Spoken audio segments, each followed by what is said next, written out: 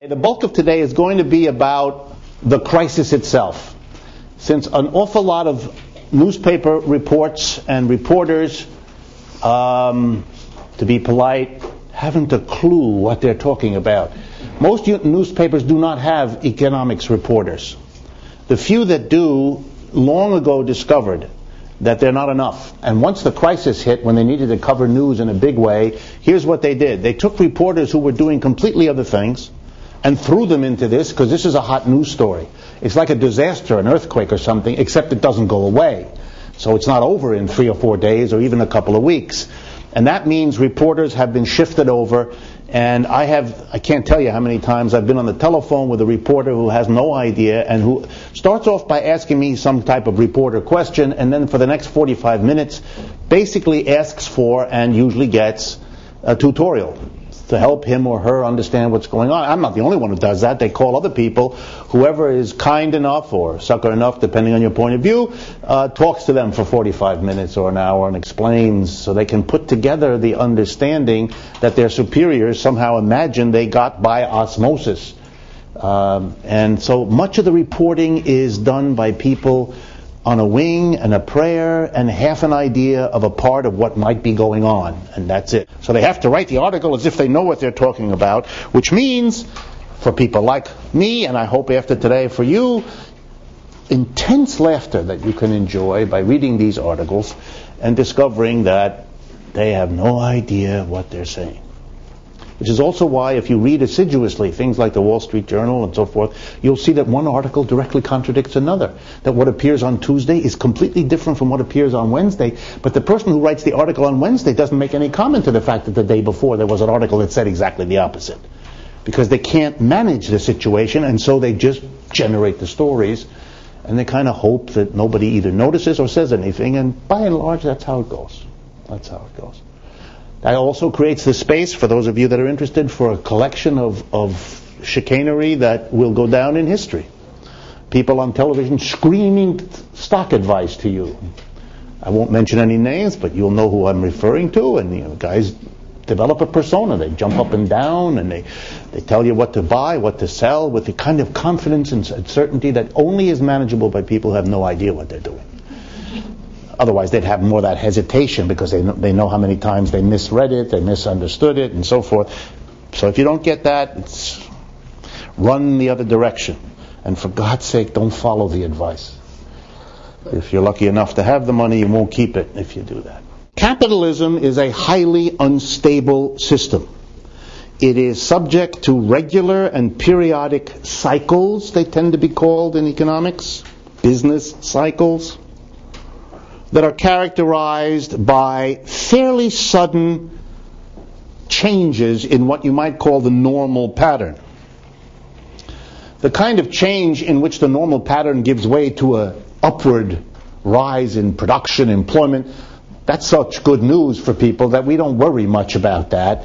The trouble is, almost every time such a thing has happened, it's been followed by the reverse, namely a downturn. And the word crisis, when it gets used, is almost always a reference to such downturns. And by downturn we mean, as the rest of today we'll spend a lot of time on, a sudden drop in production, less goods and services are produced, a drop in employment, people lose their jobs, do less work, and the economy as a whole goes into a kind of contraction in which the loss of jobs and the loss of output damages everybody's income and everybody's economic situation, which then ramifies socially. It affects politics, culture, and everything else in a society, and it affects it in ways that are overwhelmingly negative, hence the word crisis to refer to this situation. It's important to remember that the capitalist system, which is prone to these things over and over again, also has mechanisms for getting out of it. In other words, we're constantly looking at a system that dips down, but then dips back up. And this has led to the tension, you might say, over economic crisis throughout the history of capitalism. We who suffer in the downturns, we who are unemployed, We whose businesses go out of existence, go bankrupt, we suffer. So we're right here to tell you something should be done about this. But the suffering is never limited to just those who lose their jobs or those businesses that go out of business. It's everybody else, because you are touched by other people. So even if you're not unemployed, your cousin might be, your mother might be, your neighbor might be. And if your cousin, your mother, or your neighbor is affected by unemployment, it will affect you too. The mechanisms of that I'm going to go through a little bit later today. But a crisis affects many people, and even if you're not unemployed, and even if your relatives and neighbors aren't unemployed, you learn about it and you become fearful about it, and that fear and anxiety takes a toll on your employer, takes a toll on you. And so the people who have suffered have been in the forefront of those saying, I don't want an unstable system like this. But of course capitalism as a system has also had its defenders. And the defenders, we went over this, the defenders have come up with their analysis of this instability. Some of them have made it a little bit like nature. In other words, capitalism cycles are a little bit like storms. I mean, we don't like them and it's unpleasant, but it's in the nature of nature, and it's to be understood that, if it rains, you get an umbrella. You don't scream at the sky for raining, and you don't demand that the sky behave otherwise. That would be nutty, and to ask that the economy work otherwise is nutty. A great many newspaper stories today are written as though crises, ups and downs, that's just the way it is. Nothing you can do. It's always been like that, always will be like that. Other people who are defenders don't take that road. They take a different road, if you recall. They find something positive in the cycle and they celebrate that. Remember the story? The firms that go out of business are the inefficient ones. The people who lose their jobs are the unproductive ones. A kind of a self-evident, if you weren't inefficient, you wouldn't have lost the enterprise. If you weren't unproductive, you wouldn't have been the one laid off, etc., etc. So it becomes a kind of natural selection / cleansing process.